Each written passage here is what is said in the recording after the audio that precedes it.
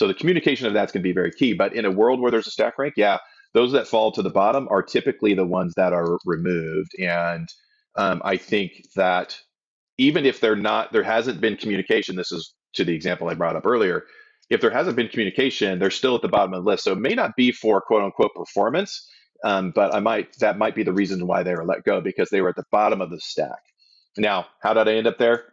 Maybe I didn't work well. Maybe I didn't, person didn't like me, or I didn't, and maybe I wasn't doing my job well. Could be any number of reasons. Or maybe I just didn't do it better than the other person, or maybe I'm great, but my manager's terrible and they couldn't fight for me in the right way. That's a factor too. But I think the important piece about all of these things is taking ownership of what you can control and what does that look like, and being objective about any feedback that you receive, and then how, regardless of if you're in a layoff situation now, what am I going to do going forward? How am I going to take some of the learning that I got in the scenarios of why I might have been laid off, and how am I going to make that different in a new place, a new world, in a new job?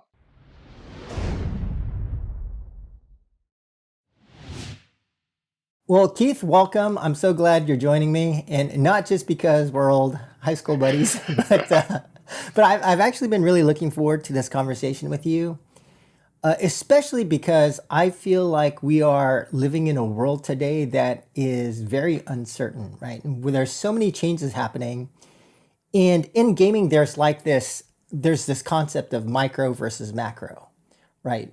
Micro meaning like it comes from like RTS games. Right. Micro being like the executional tactical things that you do, and macro being more high level strategy.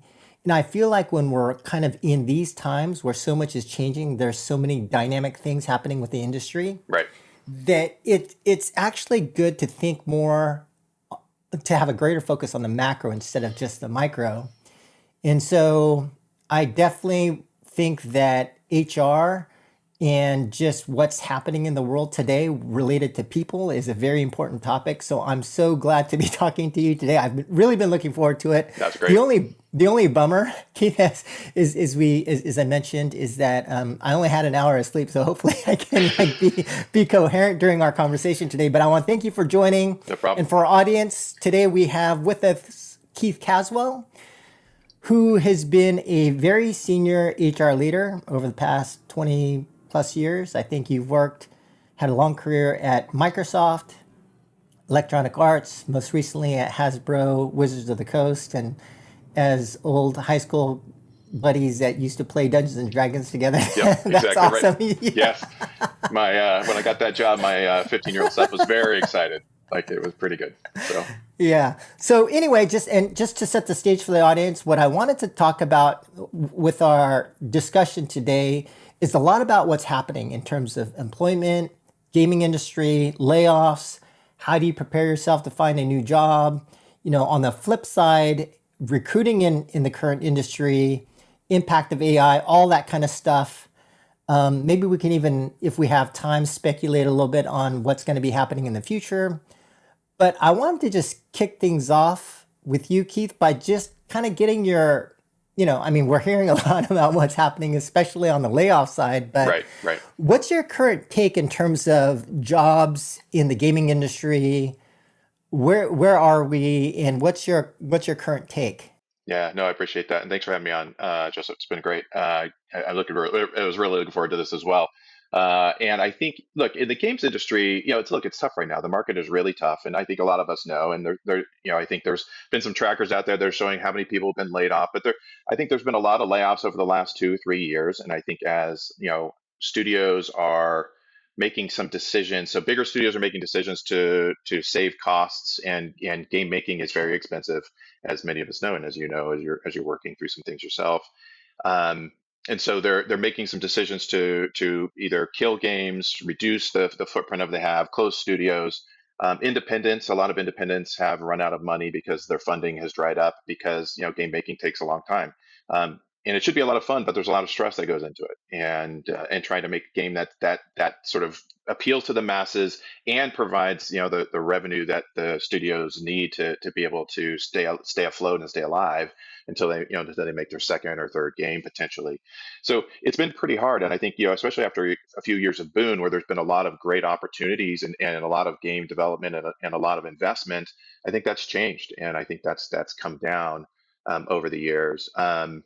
And look, I think I think you're in this, and if you've been in game development for a while, there's this sort of cycle that happens, right? Where there's sort of this boon and everything is great, and there's a lot of big companies that are acquiring, and then a lot of those people that have been in those companies stay there for 2 or 3 years, and then they leave, and then they go spin up new game studios, and so we're sort of in this decline period where a lot of the studios have either closed or shuttered, and the only thing we're really seeing are the things that are absolutely guaranteed to be successful, at least in the minds of either the game developers themselves, or the larger companies. So I think that's probably what we're seeing in the game space for sure, as things go on. Right. And Keith, I think like a couple of years ago, people are like, well, we're going to bottom next year. And then last year, Right. people are like, well, we're going to bottom next year. And this year is like, we're going to bottom soon. And so, like, it does feel like maybe this time is a little bit different from past historical kind of cycles. But what is your kind of take in terms of, are we going to V out of this? Are we gonna L? Are we gonna like, and do you have a sense in terms of timing and what like early indicators might be that we might be recovering? Yeah, I think you're seeing some additional like targeted investment. I think from VC companies into Mhm. games. I think there's a lot of games in the conversation about bottoming out. I think a lot of game funding was out there for a variety of studios, and then it looked like the lights were going to turn off for many organizations or many studios, and then somebody came in, usually it's VC or somebody else came in and said, "Hey, I'm going to continue to fund this because the concept or the idea or the design of the product or the game itself is beneficial, and so I'm going to continue to invest in that because I believe in it, and it's going to go forward." So I think you've seen some of that. So that's why I think things haven't bottomed out as much. In some cases too, some of those companies did get acquired, um, Mhm. because of the concepts and things that they had in place. So I think those things played into sort of the lagging of closures and sort of the reinvestment. But look, I think the cycle is going to be on the uptick in the next year to 2 years, and why I say that is in conversations with many people across the games industry, I think people are looking at that saying, especially the big organizations, right, the big studios, the Sonys and the Xboxes, and things like that. They've done a lot of reductions and they have some games, but when you look at their portfolio, there isn't a lot there. There's some games that are there, but there isn't a lot coming out over the next few years, and so they're going to need to fill that pipeline in some way, shape, or form. So I think that's an opportunity for a lot of games that are out there and the game developers that are out there to be able to fill those gaps, and whether that's basically being acquired or if that's going to be building a game and then selling it through maybe as a publisher for Sony or Xbox. That could absolutely be the case. Right. Yeah, and I think to your point on funding, one of the things that I've noticed just speaking to some investors and in just kind of talking to different folks is that it seemed like there was a lot of funding going into gaming, especially post COVID or even during Right. COVID, That's right. because like everyone started playing games and you saw this huge upswing, and then it seems like a lot of investors will invest based upon a specific thesis, right? So there was like the COVID entertainment thesis, and then Right. it's like, oh, let's invest in these X Riot, X Blizzard guys who are kind of That's right. leaving those studios, and it's like, okay, UGC, okay, Right. different kinds of thesis emerge, but now it seems like we're out of theses. we're investing into gaming. So until like maybe AI gaming may be the next boom, but then there's probably some issues with that as well that we can go into. Sure. But maybe just to like get real practical for some of the folks in the industry, because I know a lot of people have been affected, and for some of the folks who may be watching now, Right. when you think about you know the current state of the industry, and let's say you've been recently laid off, how do you think these people, if you have been recently laid off, how should they be thinking about finding the next job in the current market? Would you try to like aggressively? Would you try to wait things out? Would you try to aggressively approach companies? How do you think about that? Yeah, it's a great question, and it's tough, right? Because if there's limited roles or limited opportunities out there, how am I gonna stand out in Right. that scenario? And so Yeah. I think it's probably a couple of things. I think you need to identify which games or which companies you really want to work for, and it's a tough question for a lot of people, right? Like where do you want to be? It's almost like the question like where do you want to be when you grow up, or where do you want to be in 5 years? And a lot of people get that question. They're like, I don't know. I haven't really thought that far out. I'm like thinking like 2 years out. And for people who are out of a job today, they're looking at when does my severance end? When does my unemployment end? What does that look like? Right. And that makes it really difficult. And so I think so. There's a couple things. I think you identify the companies that you're most interested in working in, and then I think you pursue those aggressively to say, I'm interested in your company. Here's the things that I bring to your company, and this is why I think it's a benefit for you, and it's a benefit, and it'd be a benefit for me because I would have a job, but I can do some great work.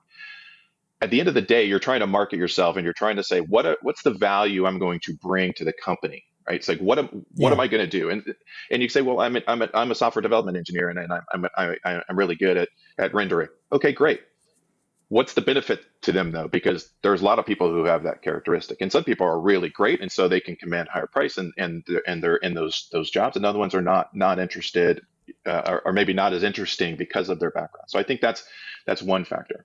I think the other piece, and probably the bigger one, and I think this is true in general for anybody that's looking for a role, is it's leveraging the network that you have, right? I think it's going in and being top of mind for people who you've worked with, and I think it's super important for people to understand that like you have relationships and you built people who in some cases they like the work that you did, you collaborated really well, and so those are the people who are going to speak volumes to you in the companies that they work for, or the companies, or potentially even be a reference for you for another company at the end of the day. And that's where most people are going to find their roles, both I think in gaming, but even in general. I think most opportunities come from that. And if you talk to the experts out there who are there, trying to find that are sort of transition support for people who have been laid off, that's the number one thing they're saying too. I think they're saying, hey, leverage your network, go talk to people, and we're seeing people that are really landing jobs because of the network that they have. I think in different worlds, it's not not that uncommon to hear, hey, I worked with this person. I think they're really great. You should take a look at them.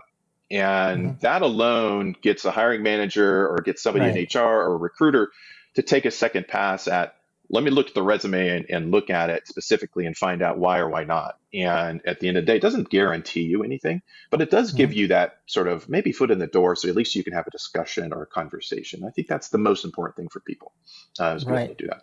And then how do you practically, so if you were to give advice to someone who's been recently laid off and who wants to try to leverage their network, as you're saying, Mhm. how do you get top of mind for them? Should you be scheduling calls with them? Should you just be like posting like a madman on LinkedIn and X and things like that? Or like, Yeah. how do you do that? I think that one of the best options is it's the personal approach. It's the having a reasonable discussion with folks and letting people know what's going on. So in some cases, Yeah. LinkedIn is sort of the Uber resume, but there's a lot of other sources that you can go to. But I would do one-on-one communication to individuals that you have worked with and that you know. And Mhm. I think the problem in some cases with something like a LinkedIn or even a Facebook or things like that, those have grown from people that you know to people that are just connected in some way, shape, or form, right? And I think that can be very difficult. So, I've tried very hard in my career, like to say, like for my LinkedIn, if you reach out to me about somebody on LinkedIn, I probably have worked with them, know them in some way, shape, or form. Like we've Right. connected, we've spoken Mhm. at least, right? And I got that Mhm. advice years ago, and I thought it was really good. But it's also different. Are you trying to put your name out there and you're trying to market? And so, yeah, maybe you do have 10, 20, 20,000 people who are connected in some way, shape, or form. That's not a bad thing. It just means you probably don't know them as well. But I would say having a reach out to people you know specifically. Who do you know? Why do you know them? Where do you know them from? What does that look like at the end of the day? And so then I can have a conversation, and then we could talk about like what's going on. And a lot of times it's just, and here's the thing, I'm not there's a networking piece to get a job, but it's really about the relationship. It really should be, because and most of us are bad at it, right? Like we don't stay connected. We aren't, we're only connected with those people that we have the closest friends with because we have families and we're busy and there's a lot of things going on. But being reconnected with people that you worked with 5, 10, 15 years ago is not a bad thing. It's actually a lot of fun being able to have some conversations and talk about it. Right. And then they're top of mind. And then, and people get pinged all the time for different things. And it may not, you're not really looking for a job maybe there in the market, but you're looking in those conversations to say, oh, you know what? I thought about Keith or I thought about Joseph and they're Right. looking for a role. This could be a good opportunity for them. You should reach out and talk to them at least. If not, I'm sure they can reference you to somebody else. And that's the goal. Okay.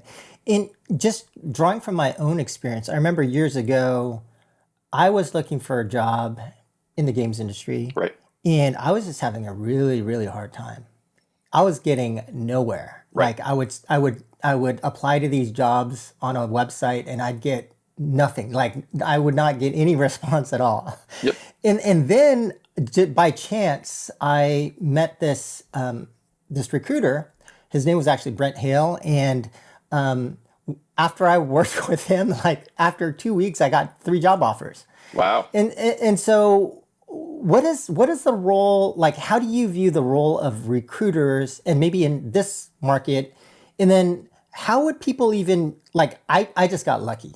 Sure. I think if Brent had not helped me, I would have been hosed, and I'm forever thankful to him. I mean, but like if you are looking for a job right now and also looking at recruiters, how do you get on their radar? What are your thoughts just more generally on recruiting or recruiters? Recruiters themselves. Yeah. So look, I think there's two different things out there. I think there's the um, AI first recruiting organizations, right? So it could be large companies, it could be separate companies who are doing recruiting and using an AI or automated system in some way, shape, or form to screen resumes and to find candidates at quality, right? Yeah. Look there's some efficiencies in doing that for sure, and I'm not going to probably say negative things about it. I think, but the personal touch of a recruiter who knows the individuals, who knows what the job is, who's spoken to the manager, who understands those components, and probably more importantly, can look at a resume and go, they don't have the core background. Like, I'm going to move into gaming, but I've never done gaming before.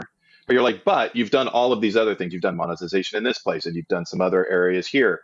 And Right. so you have some of the skills and capabilities that aren't on paper like naturally a good fit. But I want to talk to this individual because they could be sort of an outside the box thought to bring somebody in and they can learn. And so it comes down to what can I learn in the job and what can't I? And so, but in the recruiting to your question specifically, I would say that you want to be able to identify who are the recruiters at a particular company, and it doesn't hurt to reach out to those individuals to say like, hey, I know you're recruited at this particular company, and a lot of times you can do that on LinkedIn. You can find out either who they are or through your network. They're like a second connection in some way, shape, or form to build that relationship. Can you give me an introduction? And it goes back to your network. Hey, can you give me an introduction to this individual so I can? So it's not a cold call. It's kind of a warm handoff in some ways, but it's Mhm. an opportunity for you to understand get in front of the recruiter and be there. And if nothing else, you sent them a note to say, hey, I'm interested in the role. Here's why I'm excited about the opportunity. And it's slightly different than a cover letter too. I think a lot of companies don't use cover letters anymore and they don't have Mhm. them available, but it's really telling them why I'm interested, why I'm excited about the opportunity of your company, even if there isn't anything there right now. I want you to consider me for something in the future if it becomes available. Recruiters remember those things. And I think that's going to be important. So reaching out to individuals, leveraging your network to do that, leveraging your own network. Maybe you know people, maybe you know recruiters in other parts of the business, reaching out to Mhm. them and saying, hey, would you mind looking at my resume for a second? Like, even if you're not hiring me, like, could you just give me some advice? Like, what are you seeing? What are you looking for? I think those Right. are really cool. The last thing I would say is I saw somebody had posted something that was sort of, I think that was out there that was like, hey, don't make your resume map to algorithm, or don't look at LinkedIn for the algorithms, that are going to, so whether AI will pick it up or that it'll map. And I don't know that, I don't think that's true anymore. I think that might have been Mm. true. Um, Now, but the core point though was leverage your network. It's better. And so don't trust an algorithm to find you on LinkedIn, which is also true. Like, a lot of times it's very rare that they find you there. A headhunter Right. might find you because they're looking very specifically. A recruiter Right. might find you, but if you think about software development, there's hundreds of thousands of software developers in the United States today, and many more internationally. So how do I find the best person? it's much harder for a recruiter to kind of cull those through. And so that's why they're trying to leverage AI to help. How do I streamline that process for myself? Okay. And I think we had a conversation before a little bit about kind of like the next generation, right? Like the younger kids. And I know you've got kids who are growing up, and I know a number of folks who have kids that recently graduated from college. And one of the things that I think we've both been hearing is that this next generation of graduating, of graduates from college or high school are having a really, really tough time finding jobs in the market today, not just in gaming, but it seems across many different industries. And Right. so I'll also ask you on the other end as well in terms Sure. of demographic, but starting with like the younger folks who Right. might just be graduating, finding themselves in an incredibly tough market. Would you have any specific advice for some of these younger folks without experience trying to land that first job in gaming? How should they be thinking about it? How can they make themselves stand out when you don't have that much experience? Yeah, that's a great question, and it is very hard. And I agree. Like the feedback that we're seeing in the market, or at least I've seen, is very similar to your own, which is people aren't able to find jobs. And it's what's even, I think I would even argue is a crazier number is sort of people that are doing software development also can't find jobs. Right. And you're like, wasn't it a couple of years ago that's like you should absolutely go in that field because there's going to be hundreds of thousands, millions of jobs, everything's going to be available. And I Right. think people that are graduating today are finding that that may not be the case for those certain disciplines. Um, Yeah. okay, so that said, so look, I think in college, at least if you're going to college, you're getting a degree, you're going through that process. I think it comes down. The early stages are do internships and get connected to people in the industry in some way, shape, or form. Reference my previous points. Your network matters a lot. And as a new grad or somebody that's new, you don't have a very significant network. And so I think Right. that's the point is, hey, through internships, a lot of times if you go and you're there and you make yourself valuable to the organization, they want to offer you a job. And that is their first opportunity to do that. And first opportunity for them to see your work. They get a chance to try a little bit before they buy, quote unquote. And I Hmm. think this is an opportunity for them to step in. So if you're in college, do the internship program as many years as you possibly can, right? So if it's your sophomore, junior year, great. Right. Like do it a couple of times, and then hopefully from those you can get it, you can show your value, and then get an offer from those companies, that gives you the good starting point and to give you some experience. If you graduate and you don't have a job and you don't have some of those experiences, I still think it's some of the networks, and it's interesting. Different people that I've spoken to, I think that they're like, well, I don't want to get help from anybody, right? I'm going to do it myself. Mhm. I'm going to go out and I'm going to find the job. And to your point earlier about you applying for jobs and just didn't get them, or maybe even didn't get a call. That's what recruiters and AI are looking at. They're looking at the resume and go, well, you have zero experience in the space. Sure, you have a degree, but so what? I have hundreds of people who have 3 to 5 years of experience, Right. maybe more. Um, and I think, I see that in some cases graphic design. And I'm like, yeah, if you want to do physical design of packaging and what that looks like, those jobs been reducing over time. But there's a lot of people on the market today who have 10 plus years of experience doing that. So if you're new, your chances of getting those jobs are very, very slim. So I think it comes down to leveraging the networks that other people have. So here's like, you're young, you're just graduated college. Yeah, leverage your family's network. Like that's okay. Like leverage your Right. dad, leverage your mom, Right. leverage your parents at the end of the day, Yeah. because or grandparents or friends of the family. Like there's oftentimes there's that extended family that aren't really family, but they're connected in some way, shape, or form. Reach out to them, leverage their network to try to get your foot in the door again, to have a conversation. Because look, a lot of people coming out of college are very scrappy, are very good, and are very smart. And you can't teach some of those things. You can't teach scrappiness. You can't teach other things. I could teach you about the core functions of a job and how to do it, but I can't teach some of those underlying skills. So those are the things a lot of times people are looking for, and in some cases they don't even know it until they see it, and they're like, actually, you're the type of person I want. So how do I make it work where this is the right fit for you and it's the right fit for us, and then I can grow you in that space. So your goal is to get the foot in the door. So my recommendation is to leverage the networks, is to go through, do the internships if you can, leverage the networks, external networks as best as you can, even those that you don't have personally.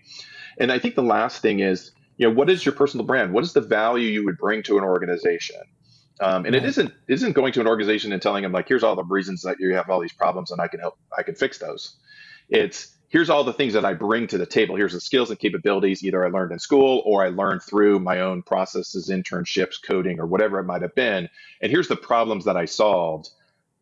Are those things that would be beneficial for you in the organization? And that's the conversations you either have in a cover letter to or directly with communications to the hiring managers or direct to communications with the recruiter. So I think you can reach out in those ways for sure to find out like what's the value add and what does it look like. And if you want to shortcut a bit, you can go to find out like do my skills match to the company that I'm looking at.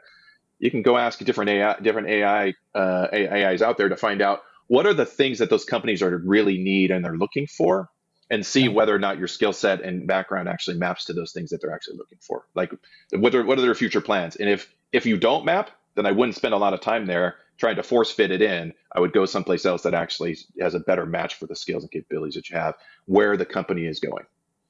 Yeah, on your last point, I would say, like, for me personally, and some advice I actually give some younger folks is basically I recommend, and I don't know if it's just me, but maybe you can speak to this of whether it's a more general thing, but I often recommend for younger folks to try to build, essentially a digital footprint, a portfolio, Right. create a website with, with blog posts, Yep. videos, whatever. I remember we had a game design role in the past, and the difference and the reason why we chose one person over some others is because this one person had this really great YouTube video Hmm. where he was playing this game and he was breaking it down extremely well. And Right. so, yeah, so maybe that's something else that some of the younger folks can think about, because at least I know for me when I'm going through all these resumes and I'm evaluating people, and we can talk about this, but even when you're interviewing, it's so hard now with AI to tell the difference between whether one person's good or not. But Right. if you go to their blog, if you go to like a personal projects website and see some of the things that they've been working on, to me that's like, because ultimately you're always trying to mitigate risk, right? Right. And That's right. in interviews now, especially not only written interviews, which can be answered by a lot of AI, but also even in live interviews, if someone's using Cluely, Right. and I've had this happen on a few interviews now, live interviews. That's, Right. Yeah, it's crazy. that yeah, it's pretty crazy. Yeah, so sounds like that would be something else that the younger folks could consider.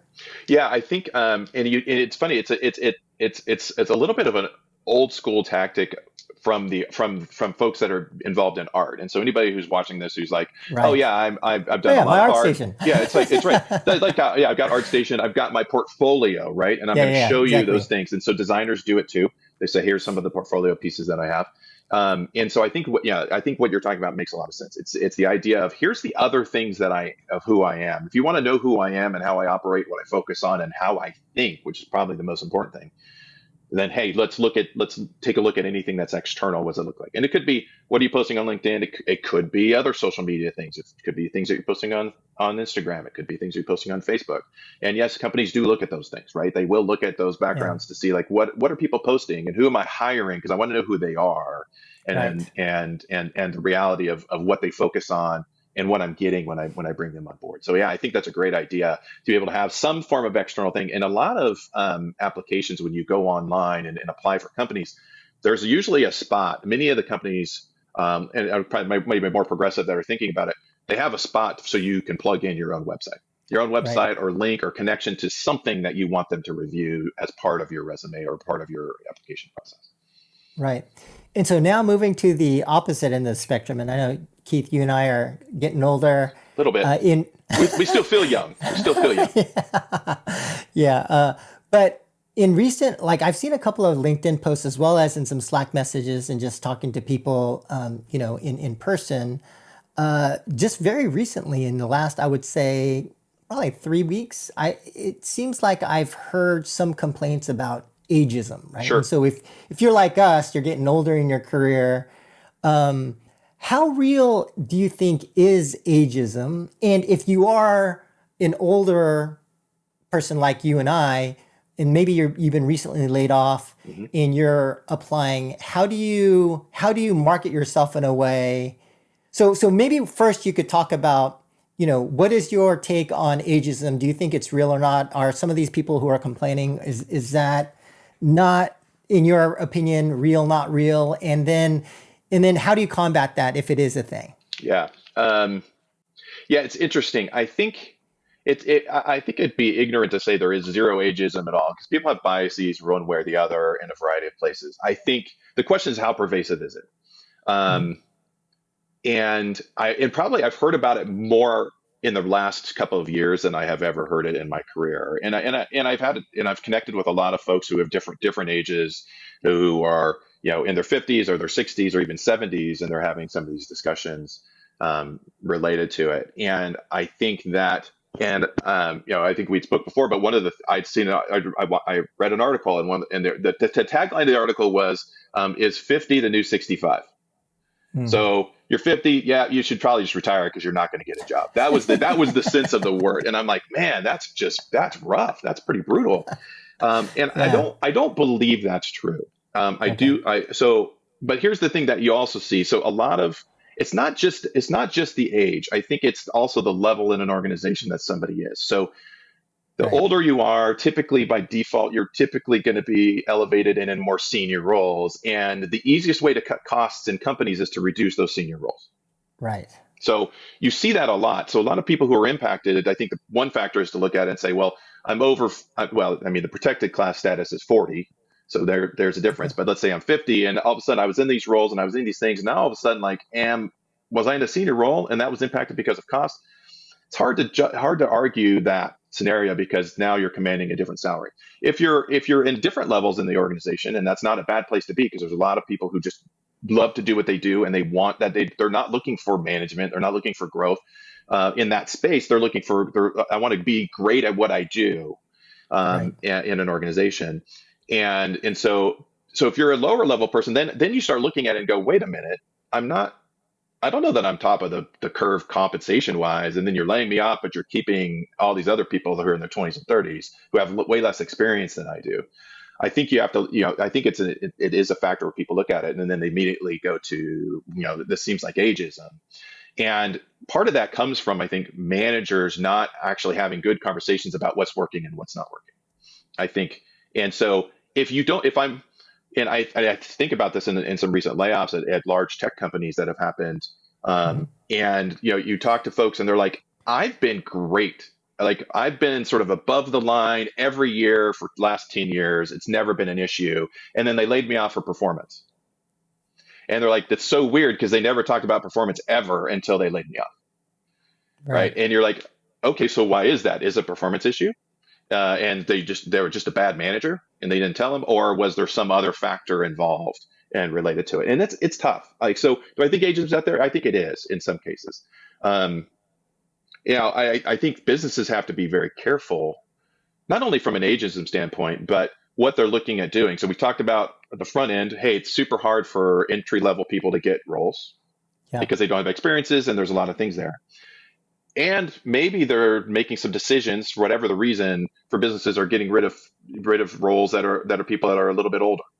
So now you have a gap of you lose all the experience on one end, and then you also then lose all the entry level sort of bell curve talent that you want to bring through your pipeline. So now you're stuck with a group of people in the middle who can do the job fine for now, but what does that mean in the future? And if you're eliminating sort of entry level functions or jobs because of AI, you lose the skill set. Eventually, that middle management won't know what good looks like because they didn't do it themselves, Mhm. right? They didn't go through the trenches. They didn't figure out how to do the entry level work. And the same Right. token, you're also maybe don't have some of the most senior people who've seen it change and transform over the last 10, 15, 20 years, 30 years. And maybe not at just your company, maybe they've been in multiple places. Right. So for me, I think it comes down to how do I either is any employee add value to a particular company, and at what point does my value change, right? Coming into a company, your first 2, 3, 4 years, there's a lot of impact because you're bringing a lot of good learning from other places. And how do you do that? And the question is, if you want to stay at that company, what are the things that you're going to continue to to improve the company on, and how are you continuing to educate yourself? A lot of the folks are like, oh no, or a lot of folks in the marketplace today are like, I move jobs every few years.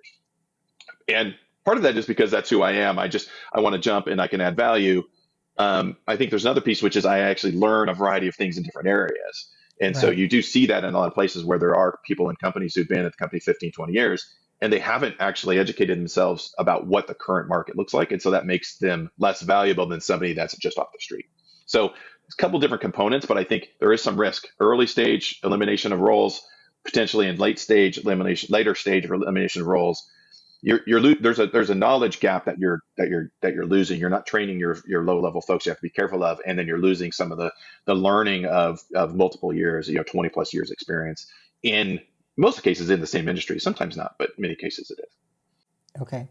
And so maybe just to close the loop on for folks who may have been recently laid off, and you had mentioned some very specific tips in terms of networking, maybe building a portfolio of some kind. But if you were to try to characterize a post-layoff rebuild playbook, networking, maybe trying to work on some projects, what would that look like? Would it just be those two things? Is there anything else you would add there? So I think, yeah. And I think it's interesting as you think about a playbook, and if you look at some of the transition companies out there and what they sort of help people do, there's people who like, and there's other people out there that are like, hey, let me help you write your resume. Let me help you update your LinkedIn profile. It's sort of what I said before. There's a lot of people that we're just bad at keeping up to speed on with people. Sometimes we're bad at keeping our LinkedIn accurate and up to snuff. And so if the basic tool set in my mind is fairly straightforward, but it's super important. I think it's looking at your LinkedIn and understanding it's not your LinkedIn is some ways your Uber resume, and you need to Mhm. you need to think about that and your resume as what did I what not the actual work or job description functions I did, but what was the Mhm. impact of the work that I did? What was the value that I drove? And so if you read a Right. line and you say so what at the end of it, the question is so what? I don't know why that thing you listed on your resume or on your LinkedIn is important. So you want people who Right. read it off the street just to know that that's the case. You need to have a simple LinkedIn connection that says your name, right? Like so that you can be found.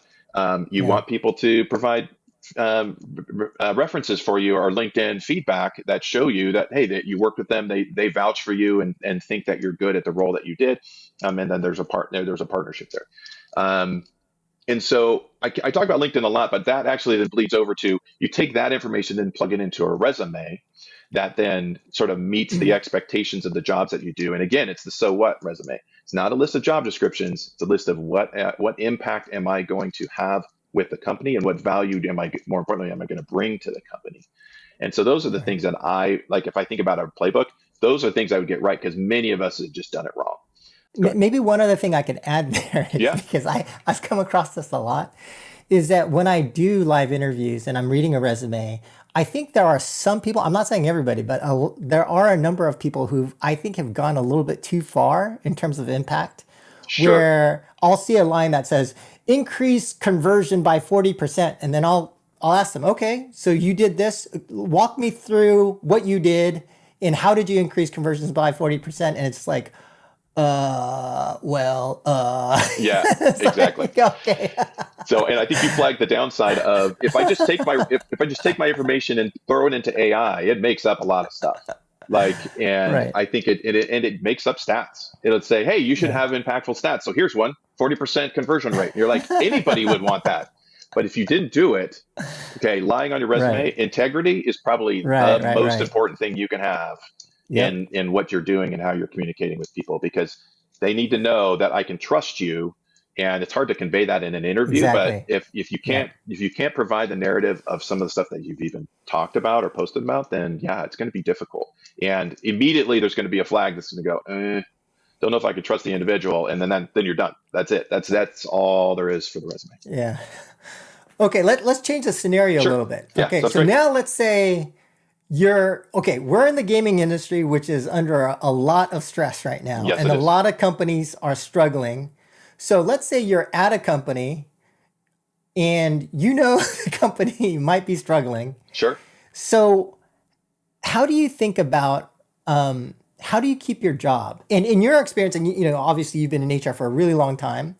So so I would say, I guess two questions here. One is, if you're in a company that's struggling and you don't want to be Right. the group that gets laid off, what do you do? And two, how have you typically seen whether it's HR teams or teams decide who stays and who goes? Got it. Take the first one first, and then Yeah, I might ask you for please. a refresher on the second one. But Yeah. so as I think about, if you're at a company that's struggling, I think there's two questions you have to, or there's maybe one question you have to ask yourself. Do you want to stay at a company that's struggling? Hmm. Yeah, first of all, like, do you believe in what they're doing, and then as a result, you're gonna stay? And that's a big question, because a lot of people are like, I'm unhappy here, but I'm gonna stay. And I'm like, Right. that's not a great scenario for anybody, Yeah. because Yeah. they're not gonna do their best work. They're not going to be happy. They're going to be fighting against any changes that the company wants to do. And so at the end of the day, you're just a roadblock at the end. So you're going to then show up on lists that say, hey, this person's difficult to work with. They're not willing to push things through. So let's just move Right. them on. Let's just move Yeah. them out. It's easier. Um, so on the flip side, if you decide, hey, I want to stay at a company that's struggling, um, the way that you do that, I think, is probably two different tacks, and there's probably more than that, but I think there's two that come to mind. One is, what's the value that I'm bringing to the company, and how am I helping the company transform to where they need to be? So am I doing it? Am I able to help them move the needle and become more profitable, or to make better products, or whatever it might be? The second part about that, but they're connected, is how do you make yourself so valuable that the company would be stupid to let you go? Right. And that's objective, or it's subjective. Sorry, that's subjective in a lot of ways. But I look at it and say, hey, if I'm a coder who's there, who's leading helping lead an organization, even though maybe I don't manage, and my code quality is really good, and I'm pretty quick to fix a lot of bugs that come through, and relatively easy to work with, and I partner well with the designers and the creatives, and I work really well in those spaces. Why wouldn't I keep somebody like that in my organization if most of the things they're doing are pretty solid and really good? And so they're sort of foundational in what I do. And then if you think about how HR, or how the business, and this is the thing, I think a lot of people assume it's HR just chooses randomly, and we just pick people out of a hat and like, yeah, people are gone. Now we go to the business, say, hey, who do you actually need? What skills do you need? What capabilities do you need? And how do you and so who on your team actually represents those things? And so if you're that person who's sort of, I'll call it just above the line, who's like, I'm doing the job, I'm really solid, in fact, I work well with people like me, I'm in the group, you're probably in a pretty good space. And then everybody's going to compare you to this person. Are you above this person, or are you below this person? If you're below the line, Hmm. then all of a sudden it's like, hey, there's a whole group of people that we can choose from now, because at the end of the day, they're harder to work with. They're not, maybe they don't show up to the office. They're resistant to coming back to the office things, or they're fully remote and we want to be in the office. Those are all factors that people will weigh in as to why it's more difficult to work with the individual, and the impact that they could have is less than others, right? And so by default, you are going to get compared to others, as a part of that process. So I think that's probably those are the two things that I think about, is how do I help? What am I doing? Things that are going to help the company be better, and then more importantly, am I actually somebody that the company wants to retain because of the skills and capabilities that I bring to the organization, and how I show up when I talk to people? In practice, do you see, for example, in this decision or when companies are thinking about who stays and who goes, a couple of things I've seen in the past, and maybe you could speak to this as well, is like one, and I know a number of game companies like Blizzard and Hmm. other companies have been famous for stack ranking. Sure. Yep. Um, and then also cost, right? So to the point that we were talking about earlier about people on, at the older end of the spectrum, they may be drawing a pretty big comp. And then do those people start to stick out? It's like, okay, Yeah. is this person worth it? That's yep. So to what degree do those two things become a factor in deciding who stays and who goes? And remind me again the first part of that one. So Was there's the the comp stack piece, ranking? the stack ranking. Yeah. So stack if a company does stack ranking on a regular basis, I think that company becomes a big play. Um, if you go, if it goes back to sort of the GE stack force rank bottom 10%, let's just get rid of the bottom Yeah. 10% every year. And many companies went through that pathway for a while. Um, it works for a little while, but at some point you start cutting into people who are actually just doing a good job and keeping the trains running, and Mhm. that can become difficult. It's different than expecting. I expect better performance year over year because I expect people to continue to grow and develop and be better at what they do on a regular basis. And that becomes more functional in the job. But it's hard. It's important to explain that to individuals to tell them what those expectations are, what the job requirements are, and how those might be changing. So the communication of that's going to be very key. But in a world where there's a stack rank, yeah, those that fall to the bottom are typically the ones that are removed. And I think that even if they're not, there hasn't been communication. This is to the example I brought up earlier. If there hasn't been communication, they're still at the bottom of the list. So it may not be for quote unquote performance, but that might be the reason why they were let go because they were at the bottom of the stack. Now, how did I end up there? Maybe I didn't work well. Maybe I didn't, person didn't like me, or I didn't, and maybe I wasn't doing my job well. Could be any number of reasons. Right. Or maybe I just didn't do it better than the other person. Or maybe I'm great, but my manager's terrible, and they couldn't fight for me in the right way. Right. That's a factor too.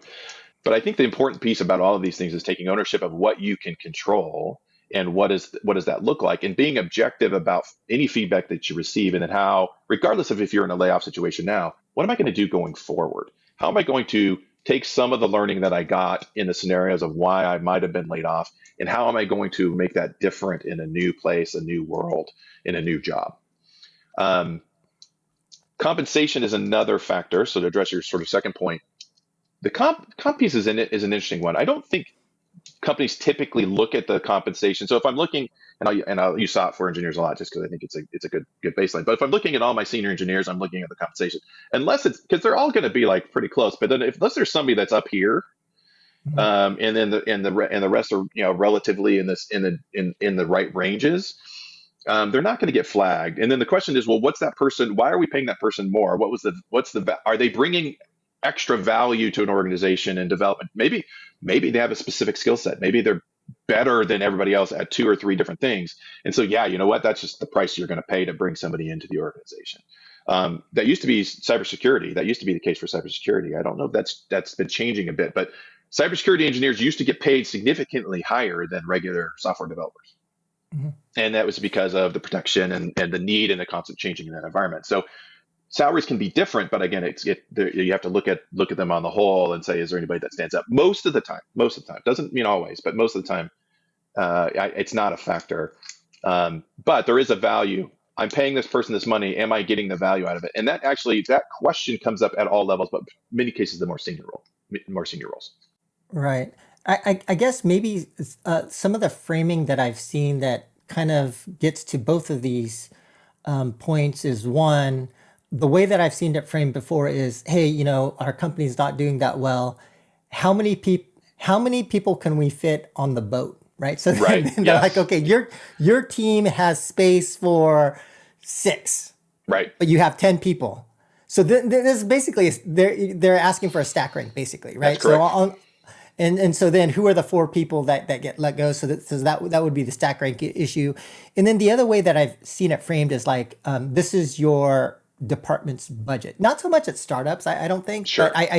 but in the startup case, I would say that maybe one thing that might be a little bit different is I tend to see more disparate kind of comp at startups relative to bigger companies. Sure. And then I do think like there are some employees who are very compensation focused, Right. and they'll just always be arguing,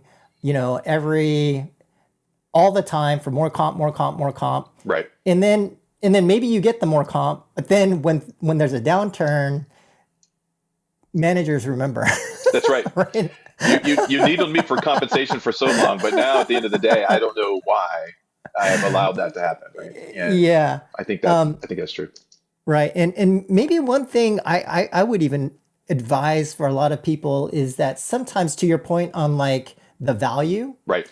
especially if you're in a budget situation or even in the stack rank situation, I kind of feel like a lot of employees, because, we're all human beings, Right. so we make a lot of mistakes, Yep. but I feel like a lot of employees don't do a good enough job of, to your point about relationships. I think you made a comment about that earlier, like building a relationship with your managers in a way where, for example, like over my career, I've noticed that if you were to ask a manager and their direct report, what what are the key characteristics or what are the key things that you think define you doing a good job? And you ask both, Right. and they'll say different things. Correct. Right? Correct. And so I do feel like a lot of employees, especially if you're at a company that might be struggling, to have that better communication with your manager. What are your expectations?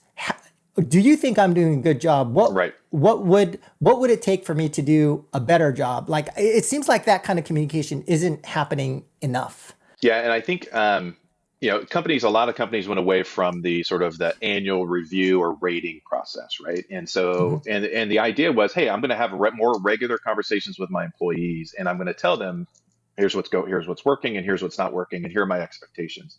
And I think that's the thing that you're talking about. And a lot of managers don't do that well, right? Right. And I would say they optimize for being liked, and those conversations are difficult, and so maybe I just won't have them, Right. Right. right? Right. And look, I've fallen into that pit myself, right, at different Yeah. times in my career. And I think, and I think part of it is, hey, we need to make sure that we're giving people the right feedback. We're telling them what's going on, and what our expectations are. And you're right, there is a mismatch, and oftentimes we don't see it until there's something more formal that's like, hey Joe, why don't you go ahead and why don't you put a rating, 1 through 5 on these 6 characteristics of the job, and I'm going to do a Right. rating of those same things, and then we're going to compare them, and then you go, wow, there's a huge disconnect on 2 or 3 of them. That Right. just how did that even happen? And getting clarity on those really matters. So I think, yeah, it's a great advice for anybody that's in a role to say, hey, like, get with your manager. If you don't know what your manager expects of you, then having a conversation with them about what are some of those expectations, what are some of those characteristics or competencies you want me to be great at, and potentially are impacting my ability to be promoted to the next level, right? And if that's true, then how help let's identify them, let's get clarity on what those are, and then how do I work towards making those better, because I want to be better in those areas, so that one, I'm not on your radar and it's not a problem for you as my manager, and then secondarily, maybe that allows me to get more promotion, or to get into a role where I'm going to make a little bit more money. I think Yeah. those two things could be absolutely true. Right. And at the risk of having our discussion become overly broad, but I think it's a great opportunity to have somebody with like you with so much experience. I thought maybe now we could kind of jump over to the other side of the table and talk about hiring and take more of the employer perspective instead of employee perspective. Sure. And as somebody like at our company, we're actually pretty aggressively hiring right now. Right. But one of the things that I've noticed is that so for some roles, we start with a written test. For other roles, we don't. But Right. for the ones where we do, I have noticed, and I think I've about this with you before, that I would say 90% of, for written tests, 90% of what I get back is AI answered, right? And Sure. sometimes people will even leave like some of the prompts or other Yeah. output from ChatGPT. And I'm Exactly. like, come There's little on. icons and little references and that kind of stuff. Yep. Yeah. And so in a world where not only is a written test being impacted by AI, but also, I don't know if you're familiar with Cluely, but I Hmm. have also noticed on a couple of even live interviews, I could tell that, they're just reading off of some, like semi-transparent thing that they're just kind of reading stuff off. So how do you think evaluation and interviews, written tests, this kind of process of evaluating candidates, how can we do that better in this current world now that we live in, where AI can basically, answer most written test questions, Right. as well as live, if you're using a Cluely or whatever, it can even do that. How should employers think about how to make a better evaluation process for interviewing or assessment? Yeah, it's a great question, and hopefully I won't be too long-winded on it. I think there's a lot of things No, companies can please do. be long-winded. Yeah, I'm trying to figure this out right now yeah, too. exactly right. So hopefully some of this is useful in general for folks that are out there. So I look, there's a lot of different things you can do. I think some companies out there have basically posted on their interview process forms that they send to all employees, and a part of that is this is for you're to answer these questions yourself. You're not to use any external inputs or evaluations or AIs or things along those lines. And they'll write something along those lines to say, let's put that up front. And it goes back to my point earlier about integrity. Integrity matters. So in a world where and you look at it and you're like, hey, you basically just filled out all this stuff online and you did it via AI, that's a problem. And now I don't trust you because now you didn't actually do it yourself, and I still don't know if you can do the job, right? And that's that's Hmm. that's what it leaves. So we put a comment in that says, hey, we're going to take this very seriously. If we find that you're using those things, we're going to pass, and that's it. So you can have those things out there that sort of set the baseline about the expectations and about the culture that you want to drive with in your organization. There's a bunch of different thoughts on do you use pre-employment tests or not? And I think today we could probably get away with it because there's so many people on the market looking for jobs that they're willing to spend the time to go to do the test. And even if they did it themselves, let's say it's an hour. I've heard places that are 3 or 4 hours of work, right? Hmm. And so, but in a world in a couple of years ago, that nobody was interested in any of those things. Like, you either want me because I'm good at my job or you don't. And if you want me to spend 4 hours on your thing on my own time to get a job at your place, yeah, I'm not interested. Now, businesses would justify and say, well, you didn't care enough about our business to fill out the form and spend the hour, so we're not interested. Yeah, but they might have been really awesome, and they didn't. It isn't that they don't care about your business; they're just not willing to they care about their current business more because they're fine, and you really want them in your company, and you want them for the skills and capabilities they bring. So there's this question mark of, do you even do that in a world where if you're getting a lot of people who are just using AI anyway? Um, you might remove that from the sort of the pre interview process, but you might include it as part of the internal process. And really what you're trying to get is, how do you think about solving these problems, right? And what are the right and what are the solutions? And then you actually have them. You can do it in an interview. You can just have a whiteboard. You can whiteboard in the interviews to say, hey, just do it. Just write it out. Hard to copy that in AI and do it fast enough, right? Right, right. And so this is one of those scenarios where you're like, hey, you can do it. I want to get your thought process, and AI is probably not going to be able to help you too much in these scenarios. Um, the other scenario, there's this question of heck, let's just throw it out there. Am I even talking to a real person? Okay, that's a thing, Uh, right? Or okay. or am I talking to a real person, but they're obfuscating their voice or they're obfuscating other things because they don't necessarily want you to know, and maybe they don't have the best things in play. I think part of it is to say, am I talking to an AI or not? Hey, so why don't you show me your room, right? So you see my setup here, my bookshelves or whatever. But like, take your camera and pan around and let me see the room. I want to see, like, where do you work? What's that look like? And it's part of the interview process, but it's like, hey, just help me understand like what you're doing. AI can't fix that, right? Like, Sure. and that gets you a real quick call out right away. And if there's any obstruction on the front end of it, there's a bunch of integrity questions I would have. Like, why are you not willing to share your room? Like, some people take interviews from their bed. Fine. I don't care. What I care about is, like, how are you thinking about the job and can you get it done? Right. So I think there's some software out there that helps detect AIs, so you can do that during the interview process. I think there's a couple things to look at. A lot of that, I think about it specifically with Cluely in schools. Like, they typically are trying to stop some of that, but also schools are on the flip side saying, hey, you should just use AI. So it's interesting to figure out, like, there's a dichotomy happening in our education system, both young and in colleges as part of that. I think the other thing is, AI answers things in a very particular way. So if the candidate that you're talking to Yeah. comes across in one of two ways, very, very polished, then I'd say polished, not natural, then that could be a scenario where they're just reading and they're getting the information from an AI, or it's an AI that's generating the stuff there. Um, Yep. the second piece, I think, is that the answers may lack specificity, and so they give you general answers, and they're like cool. And we all know in interviews you're supposed to ask the detailed questions about how and what and dig into those things. But I think that AI generally doesn't get to some of those specifics, and you're asking, and then so I think the quick thing to figure out is, great, they gave me a general question. Let me ask a very pointed specific. So walk me through a specific example where you at this company did this thing, or to your point, hey, on the resume you said you did this 40%. What did you do, and Right. how did you do it, and what did that look like? Yeah, AI can't come up with that fast enough for you. Like you can put some stuff in and give you some basics, but it's overview. It's not specific. So again, those. So now will AI eventually be able to do those things? Yeah, maybe. But I think for now we're in this spot where hey, we're just trying to make sure that the person we're getting and what they're telling me is correct.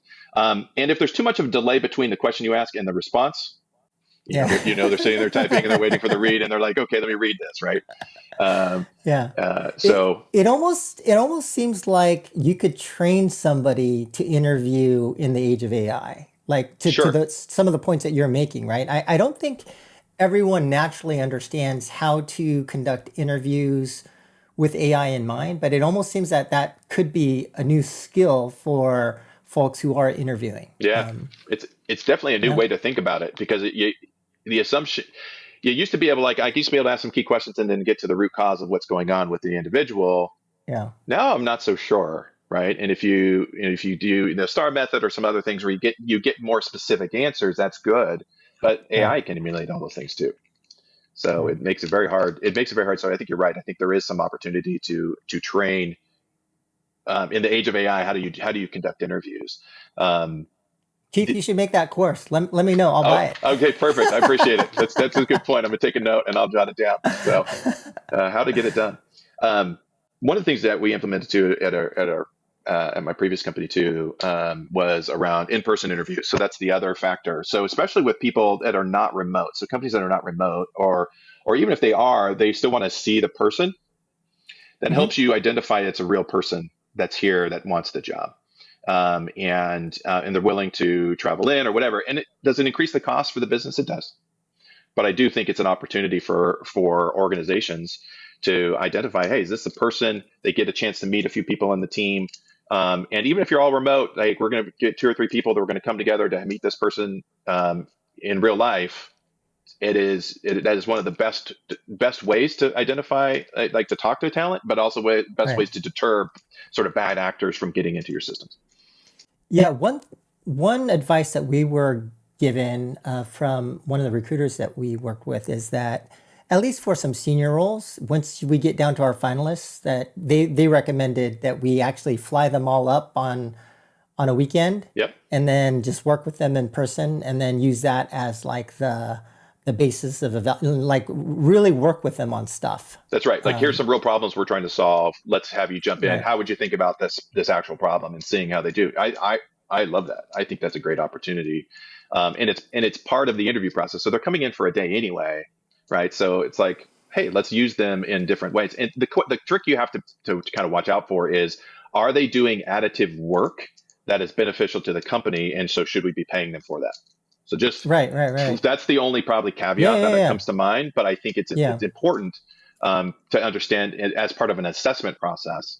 And so Right. so you might actually give them things that you've already solved, and then see if they come up with something very similar, and maybe they come up with something Right. better. But for the most part, it's something that's already done, so it's baked work, it's baked software that's already in place. Yeah, I think the legal trick with that also is like if somebody's already employed at another gaming company Right. and then they go in and then they work on something for you, then that company will own whatever. Yes, But exactly. Yeah, you don't want so that. You don't want any IP yeah, infringement, any issues along right. those lines, because that could be that's a really good call out. Um, Yeah. I would say one other thing too about when you're doing interviews, a lot more people are using AI to take notes during the interview process. Meaning, I as a Hmm. recruiter or maybe as a hiring manager, I might have AI take notes and then summarize the Yeah. notes.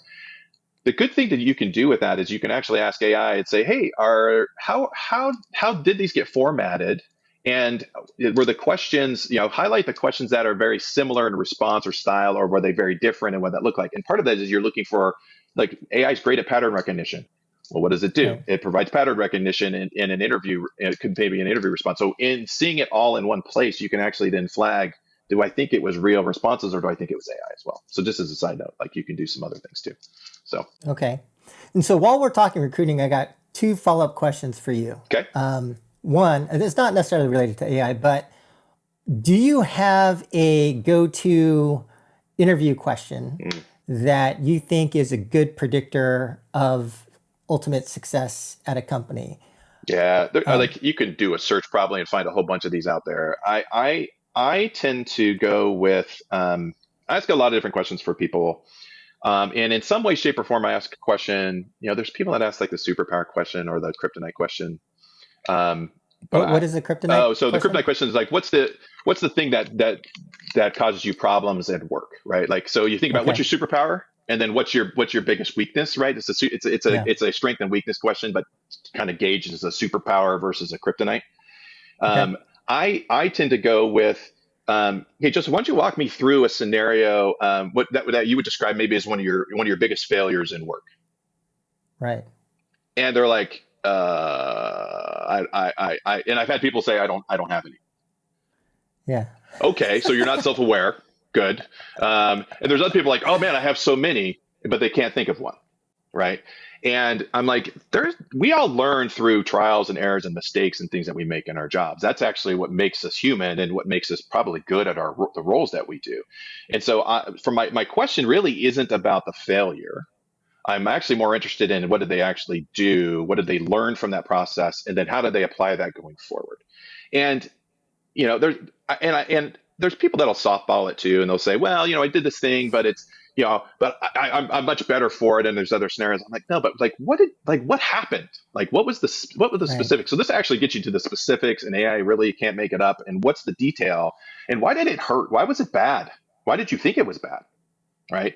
And Right. and sometimes people are like, well, I thought it was bad, and I'm like, yeah, but your business didn't. So was it bad, or was that just you being self-critical? And that's okay, but also understand like what actually had a negative impact on the business and why was it a failure. So understanding that, Right. understanding how they think, how they process, but more importantly how they learn and how they grow. That's why I typically ask the question, and I'll dig into it a little bit more, just to understand it from all levels. Right. There was a similar question I used to ask. I haven't asked it in a while, but one question I used to ask is, tell me about an experience where you have received negative feedback about your performance, and then how did you respond to that? Right. It's good. And then, and then maybe a couple other questions that I've heard about.